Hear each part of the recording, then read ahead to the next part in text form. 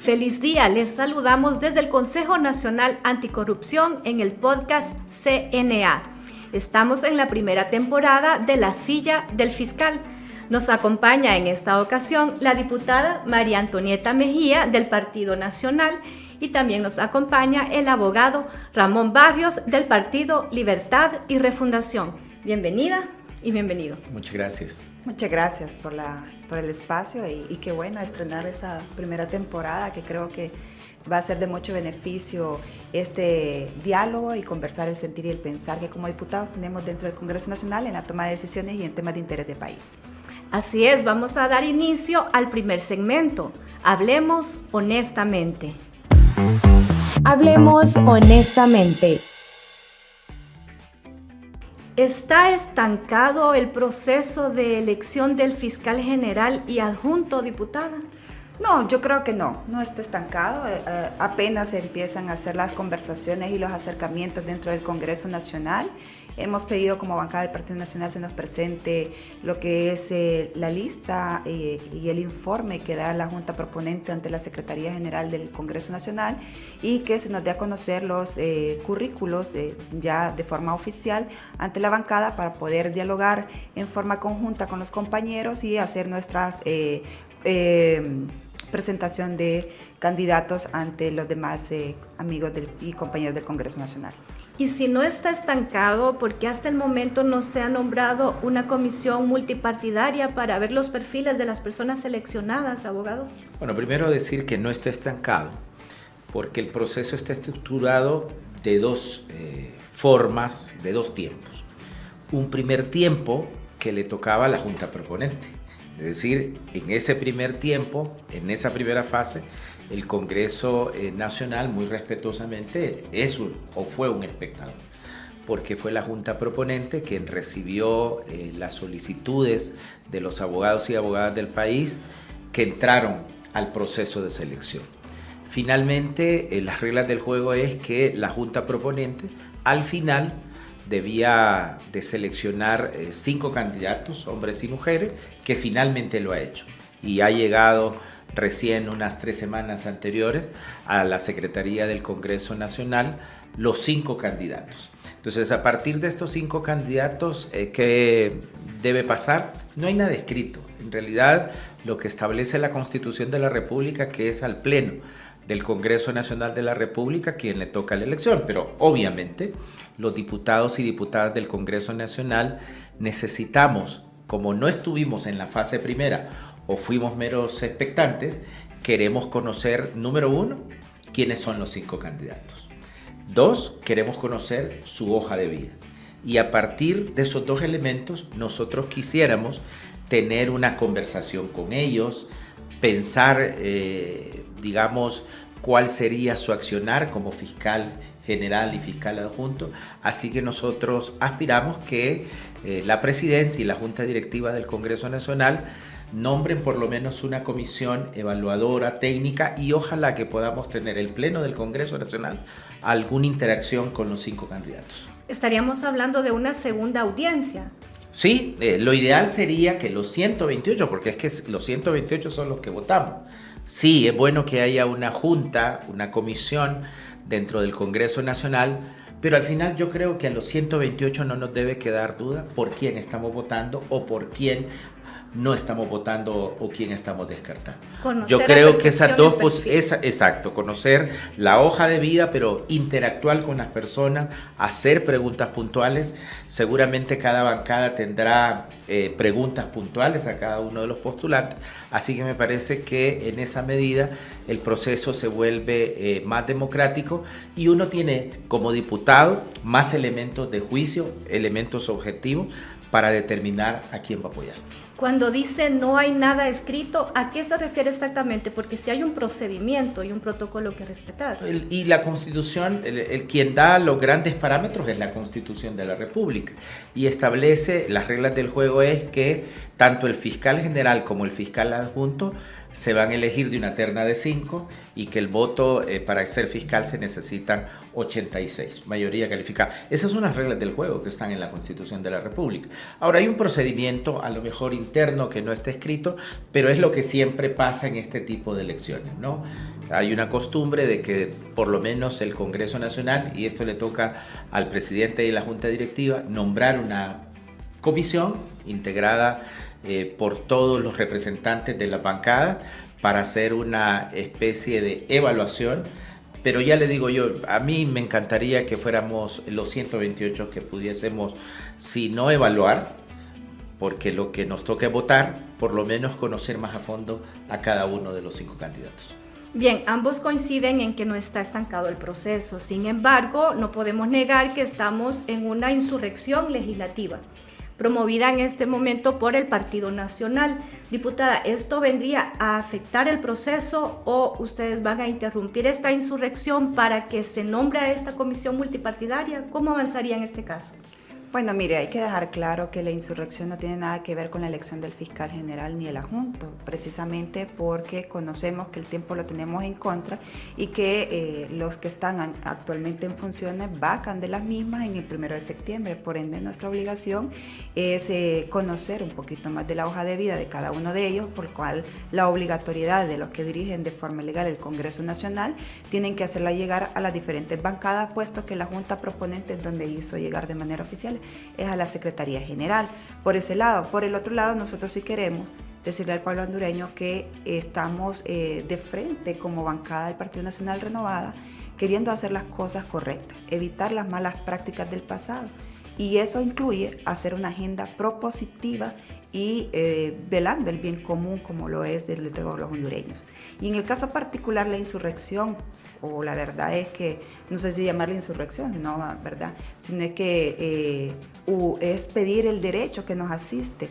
La ley orgánica que está aquí en la Constitución de la República del Congreso Nacional, en el artículo 45 y 46, nos dan los deberes y las obligaciones de los parlamentarios y tenemos derecho a presentar en el hemiciclo, que se nos respete como esa voz soberana del pueblo que nos eligió y que nos dio un rol como oposición, es que se nos dé el derecho y el uso a la palabra. ¿Para qué? Para presentar una moción de orden que indistintamente también lo permite la ley y no estamos actuando al margen de la misma. Más bien quien actúan al margen de la misma es aquellos que no nos permiten el uso de la palabra y darnos ese derecho que como parlamentarios nos corresponde. Entonces, en ese caso, ya hemos agotado la vía del diálogo, la vía de la diplomacia, solicitando el uso de la palabra, trasladándole al compañero Luis Redondo que por favor nos dé ese beneficio y ese derecho, y él se niega rotundamente a través de la soberbia, a través de la intransigencia,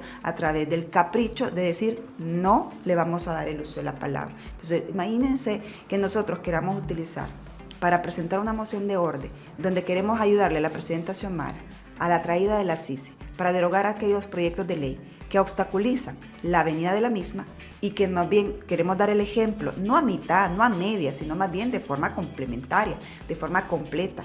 Se metió la derogación arbitrariamente del 116 de interpretaciones a conveniencia. No obstante, queríamos nosotros también que se derogue el artículo 4, inciso A, del pacto de impunidad o la amnistía del 420 y 22.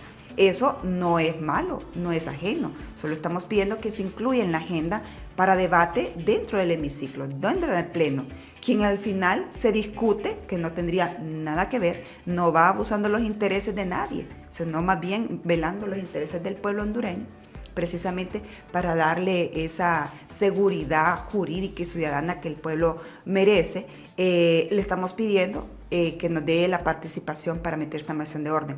Dicho sea de paso, no han querido, no sé cuál es el miedo que ocultan a través de la misma, porque si queremos combatir de frente a la corrupción, entonces hay que hacer las cosas bien y hay que hacerlas correctas, no hacerlas a medias, porque lo que derogaron ahorita es el 116, que mal derogado, que cualquier persona que se siente afectada puede ir a poner un recurso de inconstitucionalidad, y por eso es que queremos evitar que todo eso siga saliendo a raíz de que hay que aprender a hacer las cosas bien y no de carácter impositiva y no por el autoritarismo que se quiere implementar dentro del Congreso Nacional. Así que nosotros, incluso ustedes ven pedimos y los dejamos hablar en su momento para que hagan su presentación, abran la sesión de inicio, y al no hacerlo, al no cedernos la palabra, pues tenemos que gritar porque no nos queda de otra, manifestarnos de otra. Ya hemos dado vuelta a la silla, continúan con la sesión, nos ignoran, y yo creo que ese es irrespeto al pueblo hondureño. Tomando las palabras de la diputada, abogado, vemos que lo que dio inicio a esta insurrección, a este reclamo de derechos de una bancada importante dentro del Congreso Nacional, es este decreto 04-2022. Si de esta derogación dependiera que la CICI se instale en Honduras, ¿habría voluntad política del Partido Libertad y Refundación de derogar este decreto? ¿Cuál es su opinión al respecto? Primero, que yo he estado en las negociaciones de los condicionantes que pone la CICI. Yo le puedo asegurar que ese no es una condicionante, se lo puedo asegurar. Yo he estado en Poder Ejecutivo donde se ha condicionado eso, no ha puesto esa condición, no está en el marco previo que se dio a conocer por la misión de las Naciones Unidas, así que yo al respecto no hay ninguna posibilidad, digamos, de que esa sea una condición, porque ya lo hubiesen puesto. Eso es número uno. Número dos, yo fui de los que voté a favor de ese proceso y ese decreto de amnistía, de la cual se han beneficiado muchos perseguidos políticos. El 97% de la gente que los jueces han decidido ejecutar ese decreto han sido luchadores políticos que entran y calzan perfectamente dentro del decreto. Lo otro es que perfectamente cualquier... Cuando usted dice que calzan en este decreto, entonces está afirmando que estas personas beneficiadas no estaban juzgados o acusados en algunos casos con delitos contra la administración pública, por ejemplo. Lo que pasa es que no dio el decreto, no da los tipos penales en específico. Y eso lo quiero yo lo dejan reconocer. A juicio y discreción del juez. Porque los decretos de amnistía, en realidad, lo que hace el Congreso solo es aprobarlo, pero la aplicación le toca al Poder Jurisdiccional. Así que son los jueces quien decide a quién se le otorga y a quién no se le otorga. No decide el Congreso Nacional.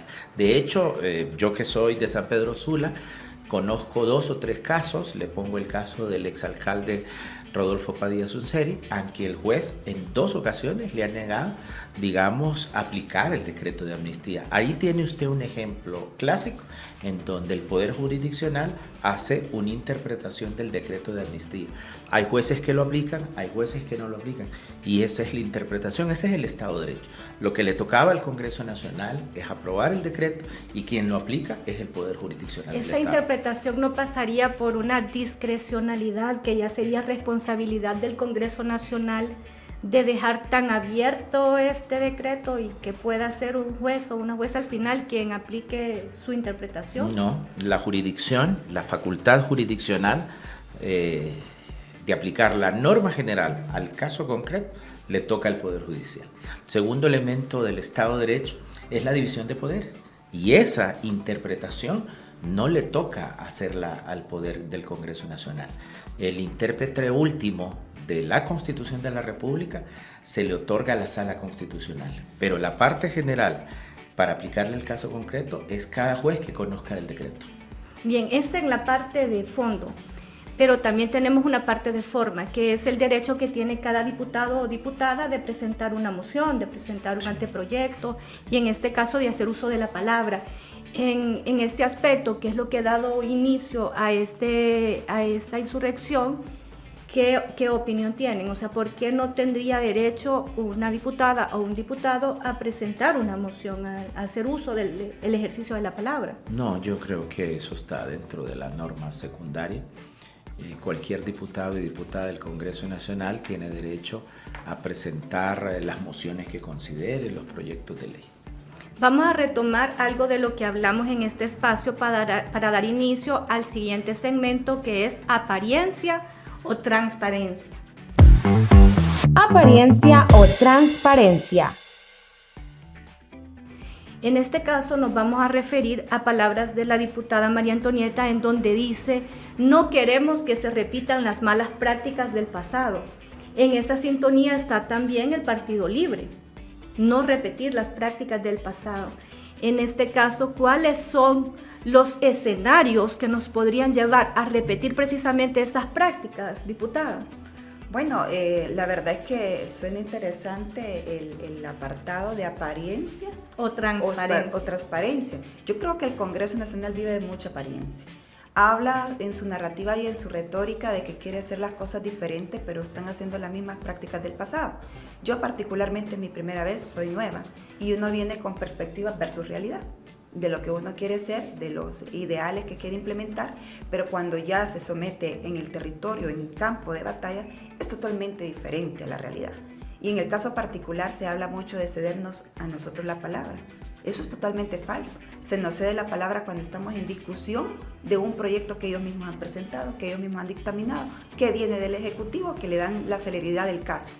Y mientras tanto, nosotros agotamos la vía por medio de papelitos para poder solicitarle el uso de la palabra para hacer las presentaciones de mociones, manifestaciones o proyectos de ley. Y si ustedes se fijan y hacen el recuento de los archivos, usted va a ver que la mayoría de los proyectos de ley presentados por la bancada del Partido Nacional son al tipo 11, 12 de la noche, cuando terminamos casi para finalizar una jornada de trabajo. Pero no se le da la prioridad de presentar proyectos de ley a los parlamentarios en el uso del tiempo razonable, sino que esperamos a medianoche. Y no se hace con la elocuencia, con la seriedad del caso. Al contrario, si usted se fija, siempre como ya estamos agotados, estamos todo el día en el hemiciclo, toda la tarde sentados, es cansado, es agotado, y estar escuchando también debates estériles, pues llega un momento en que ya la gente se quiere ir, y cuando ya nos toca el tiempo y usted quiere hacer su exposición de motivos para hacer su proyecto de ley, o se burlan, o se quejan, o le sacan carrera. Entonces se pierde lo sustancial, que es la exposición de motivos que lo llevó a usted como legislador a presentar un proyecto de ley. Por eso digo yo que es únicamente solo es de carácter decorativo.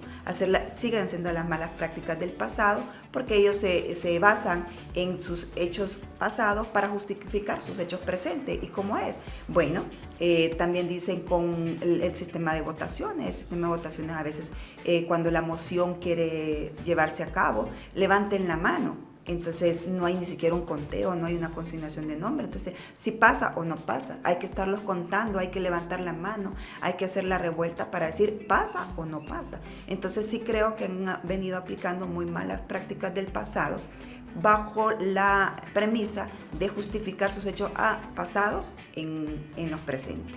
Y usted va a ver dictatorialmente la junta directiva ilegal que está ahí, no hace lo que a ellos les conviene, hace lo que el Poder Ejecutivo les demanda, porque independencia de poderes, por lo menos en este caso, no se mira, no se refleja, y lamentablemente, porque si hacemos un poco y entramos en retrospectiva, ustedes saben que la sucesión presidencial o golpe de Estado se dio porque el Poder Ejecutivo faltó a un pronunciamiento que hizo la Corte Suprema de Justicia.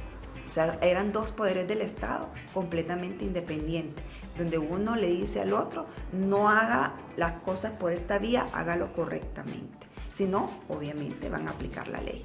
Entonces, pero creo que esa lo vienen jalando, y no solo en el Poder Ejecutivo, también en el Congreso Nacional, y se ha trasladado también en la Corte Suprema de Justicia. Así que creo que solo es de carácter representativo, no es la mera verdad.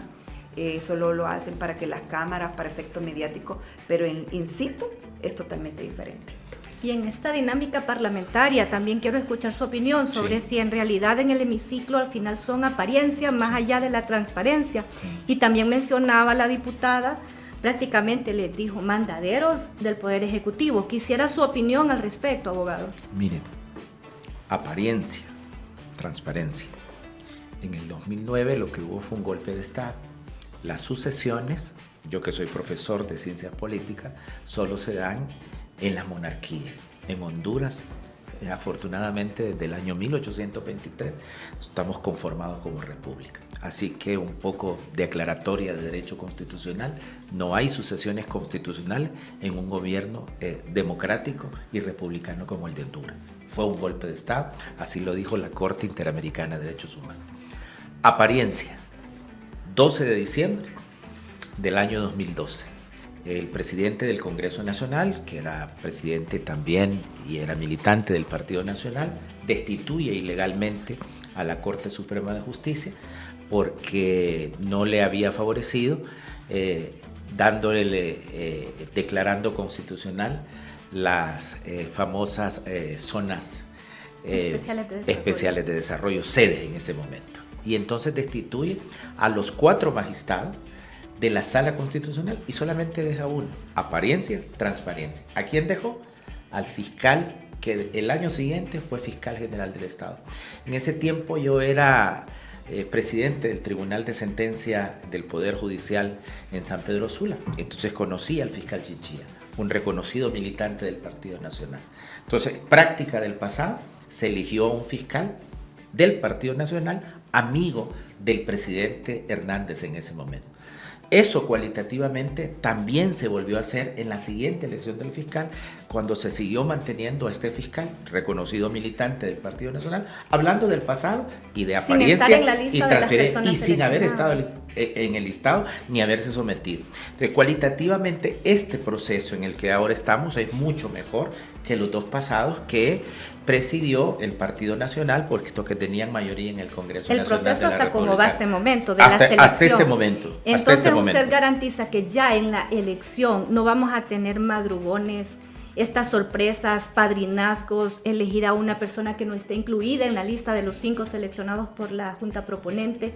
¿Garantiza eso usted como miembro de la bancada mayoritaria del Congreso Nacional? Bueno, yo puedo hablar por mí, ¿verdad? Tampoco, igual con la diputada que hemos coincidido en foros, yo creo que estamos aquí en un punto de partida, y es que vamos a elegir de los 5 que han mandado. Esas son las reglas del juego.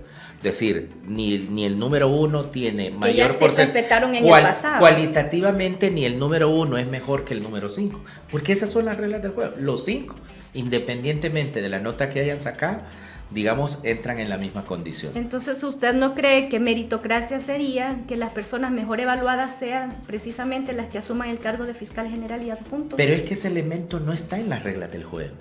O sea, las reglas del juego no nos dijeron que el mejor evaluado debía estar inmediatamente electo. Esas no son las reglas del juego. Entonces, si comenzamos a meter este elemento, por muy bueno que sea, nos estamos apartando de la norma constitucional, nos estamos apartando de las leyes del juego. Sin embargo, si se piensa en el bien común y en calificaciones. Exacto, de la meritocracia debió haber estado inserta, digamos, dentro de esa ley. Yo creo que es un campo de oportunidad que tenemos. Efectivamente, la meritocracia debería de ser un elemento objetivo, pero tenemos que respetar la ley. Ese elemento no está dentro de las reglas del juego. Lamentablemente, tanto la número 1, que creo que es una mujer, igual que en el proceso de la Corte Suprema de Justicia, como el número 5 para nosotros, valen lo mismo. ¿Cuál sería entonces ese criterio si en este momento tácitamente no está el de la meritocracia, pero tampoco está un padrinazgo o un allegado? Sin embargo, hemos visto históricamente que el partido que mejor le va en las elecciones generales tiene su fiscal. En este caso, ¿debería ser de libre? Mire, no nos debería de asustar que el Congreso Nacional y la bancada que tiene mayoría elija a un fiscal afín, digamos, a esas pretensiones políticas. La democracia más representativa de la de los Estados Unidos, ¿quién cree que le propone el fiscal al Congreso y al Senado? Pues el presidente de la República. Es decir, que el problema no está en quién propone, el problema está en la persona. Es decir, lo que nosotros tenemos que evaluar es de estos 5, que sea un fiscal idóneo, que sea independiente y que tenga capacidad profesional. Más allá, aquí han llegado los 5 que decidió la Junta Proponente, no los partidos políticos. Y yo creo que eso es un elemento objetivo. Se quedaron afuera mucha lista de los que decían que eran preferidos del Partido Nacional o del Partido Libre o del Partido Liberal. Qué bueno, porque estos 5, digamos que no estaban en la órbita como favoritos al principio. Y yo creo que ese es el componente esencial que por lo menos tenemos en el Congreso Nacional, de ceñirnos a elegir a uno de estos 5. Idóneo, independiente y capaz. Sin embargo, para esto se necesitan 86 votos. Y hablando de pluralismo y en aras de respetar la democracia, también mencionaba usted que ideal sería que estuvieran los 128 diputados al momento de hacer esta selección. Sin embargo, ninguna bancada tiene una mayoría, la mayoría calificada para lograr esos acuerdos. Qué bueno. Excelente en aras de la democracia, Claro. pero sin embargo deben haber un acuerdo para llegar a los perfiles ideales. Sí. ¿Hay voluntad de las bancadas mayoritarias para llegar a ese acuerdo? Bueno, lo hemos dicho claramente, sí hay voluntad por parte de la bancada del Partido Nacional, sí hay voluntad para poder lograr ese consenso y ese diálogo. Lo hemos solicitado también. Es más, creo que le corresponde a la bancada del oficialismo llamar a ser los interlocutores de las diferentes fuerzas bancadas, precisamente porque ellos tienen 50 diputados.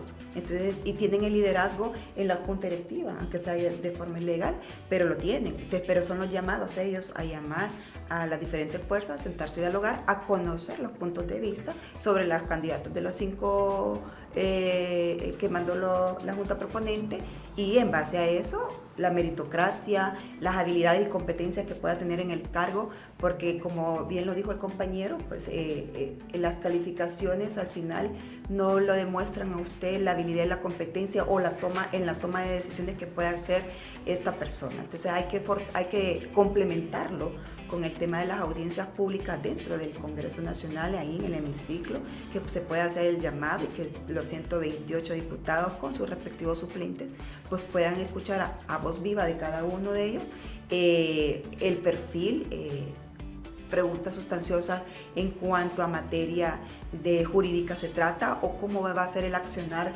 una vez de él estando o ella estando en funciones, ver la soltura, la independencia, la autonomía con que pueda responder. Eso le puede ayudar aún más en el tema de la entrevista, abondando un poco más de lo que ya ha hecho la Junta Proponente. Por eso creo que sí se pueden lograr los consensos, pero todo está en la voluntad que tenga el oficialismo en este momento a sentarse a dialogar. Pero como es la víspera, así es la Navidad, si en una moción que no le va a tardar 3 minutos para darle la palabra a un parlamentario de la oposición, imagínense cómo para llegar a los consensos. Creo que hay que bajar la guardia, hay que ser humildes, hay que sentarse a dialogar, hay que llamar al diálogo, a los consensos, a dejar un poco las ideologías, los intereses partidarios y pensar por el bien de Honduras, y no seguir con la misma narrativa de echarle la culpa al otro por la incapacidad que yo pueda en el liderazgo o de conducir en este caso el Congreso Nacional con las fuerzas ahí representadas. Por ende, creería yo que sí se puede lograr cuando se deponen los intereses personales, partidarios, y se va por los intereses del país. Hay voluntad para sentarse más allá de los curules, sino en mesas de diálogo para llegar a estos acuerdos por el bien de Honduras, no acuerdos políticos o para beneficios personales, sino por el bien de Honduras, porque creemos que estamos de acuerdo que Honduras merece justicia y no justicia tardía, y merece sentar en esa silla del fiscal a personas probas, idóneas, y que ante todo sean buenas personas, más allá de las capacidades que también debe tener y las cualidades para estar en la silla del fiscal. No le tengamos miedo a los acuerdos políticos. La política es la ciencia de la... Por la historia, abogado. Bueno, por la misma historia. La política es la ciencia de la administración pública. Eso es la política. O sea, cuando usted es política, cuando nosotros... Lo que los políticos hacen con la política, entonces. Ajá, la política partidista, pero la política en términos generales es la administración pública. Y nadie, o sea, ningún poder del Estado más representativo para hacer acuerdos políticos que el Congreso Nacional. Es decir, ponernos de acuerdo sobre los grandes temas de interés del país. Mire, a mí me parece que aquí la palabra clave es consenso. Y el consenso se logra primero sentándonos en una mesa. Sobre todo aquí los liderazgos son efectivos, que quieren guiar estas conversaciones. Y vemos liderazgos en este proceso. El presidente del Congreso debe ser el primer liderazgo que debe ponerse de acuerdo. Los jefes de bancada. Y digamos, dentro de esa pirámide vamos a llegar hasta los 128. Seguramente nosotros dos no tenemos esa capacidad, aunque pudiésemos sentar aquí una conversación, de ponernos de acuerdo, en fin, de que no somos ni jefes de bancada ni miembros de la Junta Directiva. Pero yo creo que en el Congreso Nacional estar toda la disposición de ponernos de acuerdo por una sencilla razón. Porque es que necesitamos 86 votos.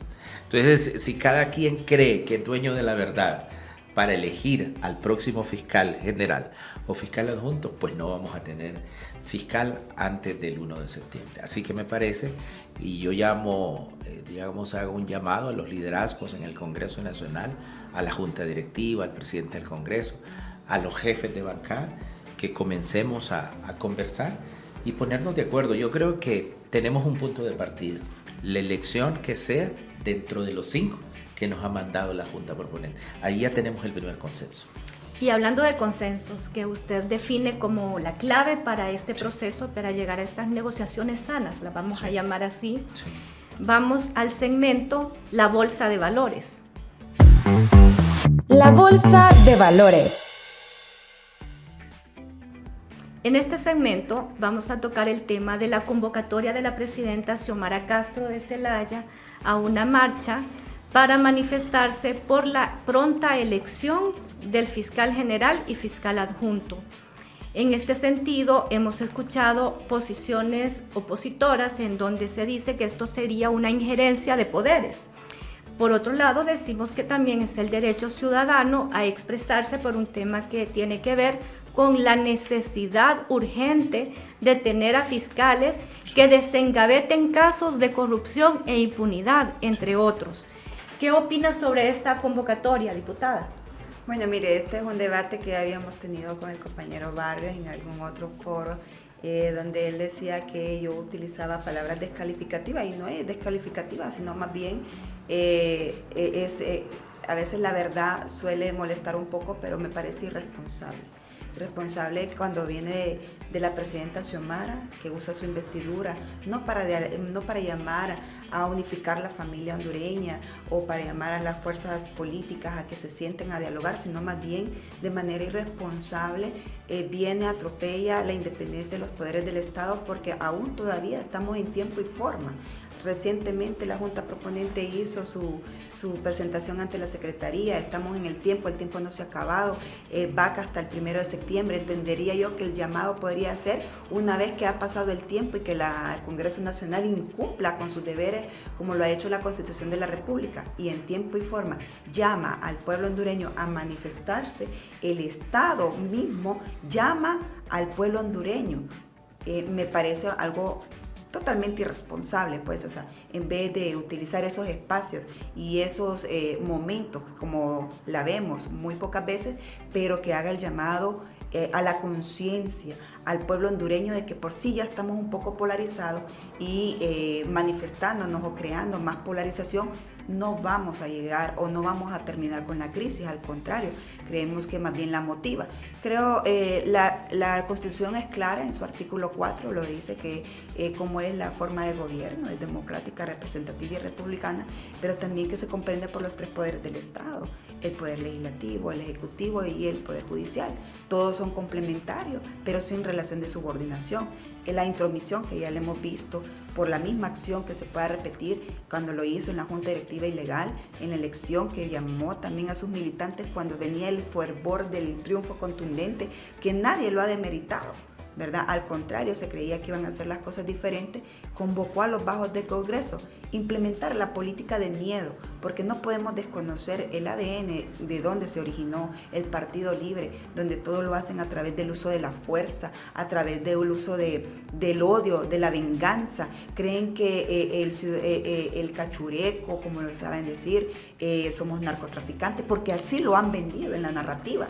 No se han dado cuenta que somos hondureños todos y que no todos tenemos que ver, porque entonces estaríamos en un país delictivo, todos seríamos corruptos, todos seríamos narcotraficantes, porque la narrativa de generalizar y estereotipar a la gente nos está polarizando más como sociedad, y no contribuye más si la primera mandataria, y que es mujer, llame más bien a manifestarse, que en vez de desviar es llamar a la conciliación familiar, a la conciliación familiar, a la conciliación de la sociedad, a evitarse ya más disturbios, a apelar a la conciencia del hondureño, que no es a través del uso de la fuerza, sino que de la paz y la tranquilidad, que le va a ayudar a ella a hacer un buen gobierno.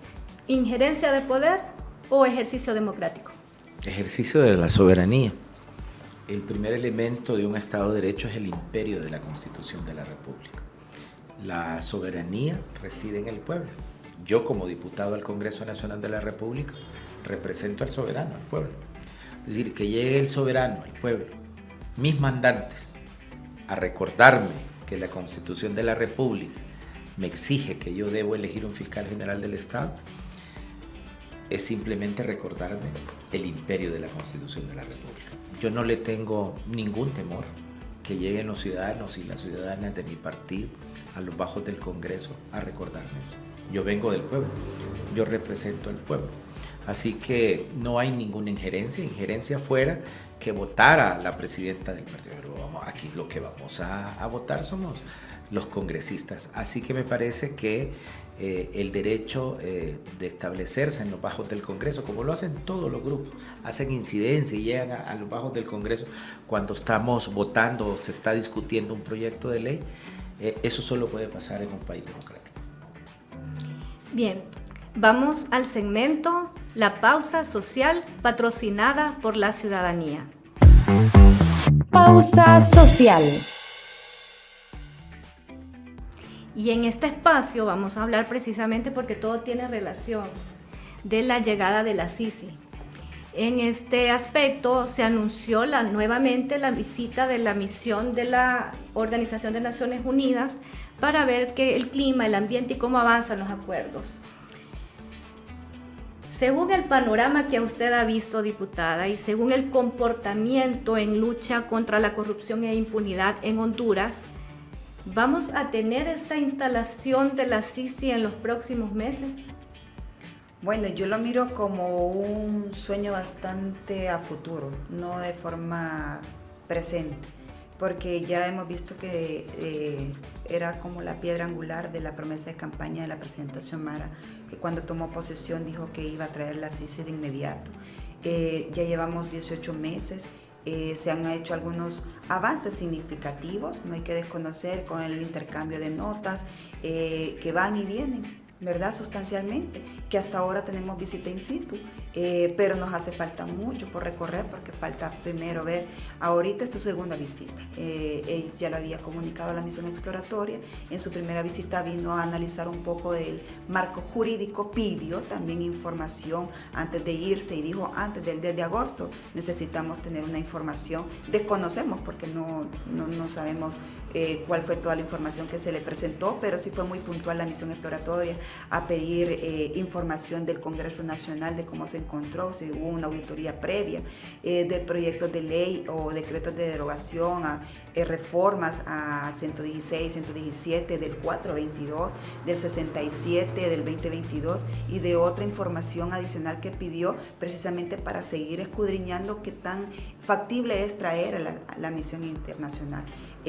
Vuelve a sentarse para ver los avances significativos que han tenido en este marco jurídico que entendí yo que ahora lo tiraban al Congreso Nacional.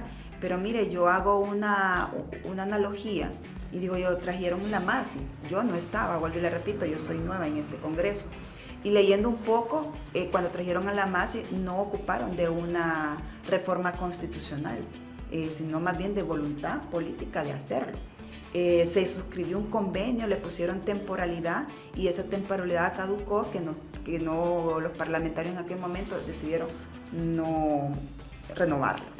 Entonces, viendo esas falencias que se cometieron con el tema de la MASI, nosotros como bancada pedimos que no se repita en la traída de la Sisi, que sea independiente económicamente, también hablando financieramente, que no la financie el Estado, porque va a depender también entonces del Estado. Vamos a cometer las mismas prácticas del pasado, que tenga autonomía en la toma de decisiones, porque lo que hacía la MASI anteriormente es que le presentaba los casos de alto impacto ante el presidente de la República o las autoridades competentes y ellos decían qué casos sí, qué casos no, que me parece que la justicia no es selectiva, no debe de beber colores políticos, porque tampoco la corrupción lo tiene. Entonces, no debería de ser así, que tenga autonomía, independencia económica, financieramente, tanto las personas que van a trabajar en la misma, que no respondan a los intereses de nadie. Entonces, creo que si quieren hacerlo todo en conjunto, yo lo miro muy, muy, muy lejos yo lo digo que es un canto de sirena, porque el que viene, va, intercambio de nota, no tenemos el documento ya firmado o que ya tenemos los términos de referencia, que aceleremos el proceso, porque siempre tiran la pelota, ahora está aquí, ahora está allá, ahora pasa para allá, ¿no? Cuando hay voluntad política, mire, no hay cosa que lo detalle, que lo detiene. Entonces creo que ahí sí hay un poco de entretenimiento para el pueblo hondureño con la esperanza de que pueda venir, pero yo particularmente creería que no viene en estos próximos años, porque imagínense, le tardó 18 meses para los intercambios de notas, podría ser 18 meses más para la firma de los términos de referencia, revisarlo, analizarlo y llegar a un común acuerdo y posteriormente firmar el acuerdo. Entonces sí lo miraría un poco distante, esperaríamos que dejen sentadas las bases para eso, para que en el próximo gobierno se pueda implementar. Rápidamente, María Antonieta Mejía es una figura emergente en política en el Partido Nacional. Sin embargo, no desconoce el contexto de su partido y de lo que ha hecho en estos últimos años de gobierno. ¿Teme, según usted, el Partido Nacional la llegada de una Sisi después de que se expulsara a la Masi por su partido? No, al contrario, mire que creo que todos aquellos organismos o mismos instituciones de gobierno que nos ayuden a tener justicia verdadera y plena, yo no le tendría miedo, y creo que el Partido Nacional tampoco, porque los actos delictivos son a título personal, no a título institucional, y cada quien debe responder por sus actos. Así que el que delinquió, entonces que pague, porque definitivamente que es a título personal. No podría meter yo las manos al fuego por personas que cometieron actos ilícitos, al contrario. Más bien eso va a ayudarle al Partido Nacional a que se depure y que de una buena vez entendamos los partidos políticos que no debemos permitir actos de corrupción y no permitamos tampoco de aquí en adelante que eso se siga combatiendo, se siga permitiendo en las instituciones partidarias, pero también en los medios donde nosotros nos desarrollamos. ¿Hay parsimonia en esta instalación tan soñada por las y los hondureños de una nueva misión que luche contra la corrupción y la impunidad en Honduras? ¿Cree usted que esta piedra de tropiezo es precisamente el Congreso Nacional, considerando que, bueno, desde el Ejecutivo han habido acercamientos y seguimientos? Sin embargo, hay ciertas cláusulas o allanamiento del camino que no se está dando en el Congreso. ¿Cree que esto esté pasando, abogado? Mire, lo primero que tengo que decir es que yo no me siento orgulloso que venga la Sisi o la Masi. Deberíamos poder solos nosotros. Claro, es que la Constitución de la República le otorgó la facultad de impartir justicia al Poder Judicial y la facultad de presentar o de ejercer la acción penal pública al Ministerio Público. Por eso le quiero decir a la diputada que precisamente por eso necesitamos una reforma constitucional, porque es que en la Constitución ya está establecido que quien ejerce la acción penal pública en nombre de la sociedad es el Ministerio Público. Entonces, cuando usted dice que quiere una Sisi independiente, indica que necesita que el ejercicio de la acción penal pública la tenga independientemente del Ministerio Público, la Sisi, y para eso solo se puede hacer de una manera, compañera diputada, es reformando la Constitución, y eso implica 2 periodos legislativos. De hecho, en el acuerdo de entendimiento, la petición de la Sisi es de ejercer la acción penal pública de manera independiente, y eso va a implicar una reforma constitucional, porque no hay manera en el procedimiento constitucional que no se pueda hacer de otra manera. Esto es lo primero. Así que yo no estoy, digamos, orgulloso de traer a la Sisi. Nuestra institucionalidad debería de ser capaz de administrar justicia y de presentar los requerimientos contra los corruptos. Esto es lo primero que tengo que decir. Segundo, que lamentablemente, como nuestra institucionalidad ha sido débil, fíjese, nosotros tuvimos un hermano de un presidente del Congreso, un hermano de un presidente de la República que fue condenado en los Estados Unidos por ser traficante a gran escala. Así lo dice la sentencia. Ni el fiscal general del Estado, que era afín al Partido Nacional, ni el presidente del Congreso en ese momento, que era afín al Partido Nacional, ni el presidente de la República, que era del Partido Nacional, se dieran cuenta de estas graves violaciones y de los delincuentes que teníamos en el Congreso Nacional de la República. Mucho más allá, el presidente de la República ahora está en el banquillo de los acusados precisamente por ser narcotraficante a nivel internacional. Esta es la acusación que establece el fiscal general del Estado. Y mire, no estoy tan de acuerdo que sea a título personal. Yo conozco el planteamiento de la acusación del fiscal y establece que la más grande organización delincuencial que hubo en el periodo Hernández fue el Partido Nacional. No lo digo yo, lo dicen los términos de la acusación y lo puedo demostrar. Bueno, más allá de eso, entonces quiere decir que traemos a la CICIG para que suplante la institucionalidad hondureña. Ojalá que sea por un tiempo determinado, de manera que puedan nuestra Fiscalía, nuestro Poder Judicial, obtener las capacidades necesarias para que nosotros mismos podamos impartir, administrar justicia. Yo espero que el Congreso Nacional, nosotros hemos aprobado últimamente el tríptico de la impunidad en Honduras, como le digo yo. Miren, en el periodo pasado, ¿quiénes fueron los principales clientes de la masa? Diputados del Congreso Nacional de la República y 2, 3 altos funcionarios de la administración pública del expresidente. Clientes por objeto de investigación. Claro, se refiere, los ¿verdad? principales clientes fueron los principales acusados. Exacto. Entonces, los principales clientes, cuando se vieron acusados, crearon el Código Penal, cuál se les iba a aplicar. Este es el tríptico, el primer tríptico. Es decir, yo acusado, hago el Código Penal. Pero ¿quién me debía acusar? El fiscal general del Estado. Entonces, yo acusado, elijo al que me va a acusar, al fiscal general del Estado. ¿Y quién eligió la Corte Suprema de Justicia? Este mismo Congreso. Yo acusado, elegí al fiscal, hice las leyes que me iban a aplicar y elegí a los jueces que me iban a aplicar. Por eso tenemos 98% de sobreseimientos definitivos, sobreseimientos provisionales y sentencias absolutas. Tríptico de la impunidad. Bueno, pero ahí hay un blindaje Sí. para los congresistas y usted ahora está en 117. el hemiciclo. ¿Por qué no se ha hecho nada para quitar ese blindaje? Pues acabamos de derogar el 116, que la No, pero diputada eso no es dice que lo blindaje. hicimos mal. Entonces, si que acabamos a quitar Pero el es una blindaje. parte nada más. Bueno, por una eso. parte, ya está Correcto. encerrada la primera legislatura, estamos avanzando en la Solo segunda. faltan 2 leyes. La ley de colaboración eficaz, que ya está en el tercero y último debate, y estamos Y el listos para que 117. vengan. Que es Bueno, el Foro pero Legislativo. ese es un proyecto que ellos tienen, que lo van a presentar, ¿verdad? Y ojalá, yo no tengo ningún Nada de problema. blindaje, todos Yo- iguales ante yo la no ley. tengo Así ningún es. problema, porque al principio dijo que los diputados tienen el derecho de la palabra, el derecho de presentar mociones. Así que en el momento en que les den la palabra, Apoyarían y ustedes, entonces. presenten eso, pues yo tengo mis consideraciones particulares sobre ese decreto que yo voté a favor y lo puedo explicar jurídicamente. No es el Congreso Nacional de la República precisamente quien aplica el decreto, lo dije al principio, sino que es el Poder Judicial, a quien le corresponde el ejercicio jurisdiccional. Pero Pero es una no- forma de salvarse en salud al final, porque donde se tomaron las decisiones fue en el hemiciclo. No, pero no de este Congreso. Nosotros estamos expuestos a que Ahora están CICIG no llamados pueda a juzgar. solucionar y a limpiar el desastre que hizo el Congreso anterior. Pero con, porque ya con pueden las mismas hacerlo. prácticas va a ser difícil. Bien lo dijo usted en su segmento anterior, apariencia versus transparencia. La apariencia, escuchaba al compañero Barrio que antecedió y dijo y puso casos puntuales como la elección fiscal. Yo le puedo poner casos puntuales en esta administración, en este Congreso, a punta de patadas, un Congreso, un presidente ilegal. Y usted lo sabe, con 44 votos. No estamos respetando la Constitución. Adicional a eso, escogieron un procurador y un subprocurador ilegal, restándole credibilidad a la Constitución de la República, donde no tenían los requisitos que establece.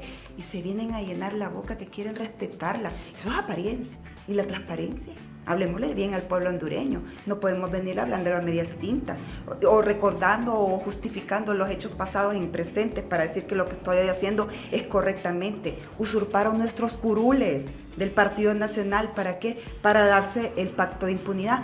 Eso, abogado, usted como constitucionalista, usted como catedrático, usted también tiene que tener la moralidad y el respeto a la Constitución y que se cumpla a cabalidad, no a la interpretación que yo quiero. Claro. Porque para interpretar todos somos buenos, pero es importante decirle la verdad al pueblo hondureño, que por lo menos siento yo que la Constitución para cualquier ciudadano tiene que ser lo más digerible posible, porque aquí se basan sus derechos y obligaciones que como hondureños tenemos. Entonces, sí creo yo, y lo acaba de decir él, la CICI no viene, porque aparte de que no está de acuerdo, porque la acción penal pública debe ser para la institucional, para fortalecer más la institucionalidad, pues se lo acaba de decir, pues ocupamos una reforma constitucional si la queremos independiente, que ocupamos 2 periodos más, no viene la CICI. A título personal sí le puedo decir yo que como figura nueva en el Congreso Nacional, sí le pido al compañero aquí presente que es del partido de oficialista, que nosotros podemos tener nuestras discrepancias